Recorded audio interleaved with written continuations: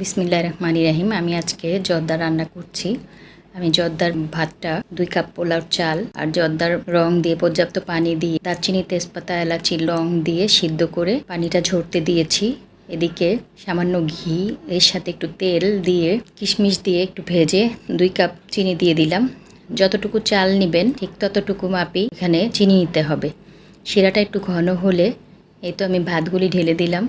ভাতগুলি ঢেলে দিয়ে আস্তে আস্তে শিরাটার সাথে মিশিয়ে নেব।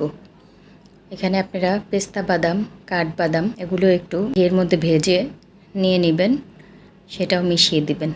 আমার কাছে ছিল না, আমি ঘরে থাকা সামান্য জিনিস দিয়েই জর্দাটা রান্না করছি। এভাবে মিশিয়ে তারপর আমি 1 টেবিল চামচের মতো লেবুর রস দিয়ে দিব, যেন জর্দাটা ঝরঝরে থাকে, চিটচিটে না হয়ে যায়। সামান্য একটু লবণ দিব মিষ্টিটা ব্যালেন্স করার জন্য। মিষ্টিতে লবণ না পছন্দ করেন লবণ দিবেন না। আর জর্দাতে যতটুকু চাল নেবেন সেই পরিমাণ চিনি নেবেন, তাহলে দেখবেন মিষ্টিটা একদম পারফেক্ট হয়েছে।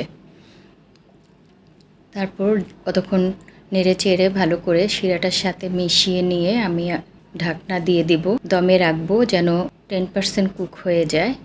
আমি চালটাকে 90% সিদ্ধ করে নিয়েছিলাম। এখন আর বাকিটা সিদ্ধ করার জন্য ঢাকনা দিয়ে দমে দিয়ে দিব। এই তো জর্দাটা হয়ে গেছে, এখন বক্সে নিয়ে নিব। জর্দাটা দেখেন কি সুন্দর ঝুরঝুরে হয়েছে। ইনস্ট্যান্ট মাওয়া বানিয়ে নিয়েছি গুঁড়া দুধ আর ঘি দিয়ে। ঘিটা একটু বেশি করে দিবেন যেন জর্দাটা ফ্লেভারটা ভালো আসে এবং জর্দাটা খেতেও খুব ভালো লাগে। এবার আবার কিছুটা জর্দা দিয়ে নিলাম।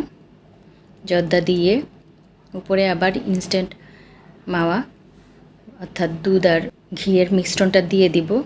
আর আপনারা এখানে চাল কুমড়ার মোরব্বা দিতে পারবেন। কাঠবাদাম, পেস্তা বাদাম সুন্দর করে কুচি করে কেটে একটু ঘিয়ে ভেজে নেবেন, তারপর জর্দার সাথে মিশিয়ে দিবেন।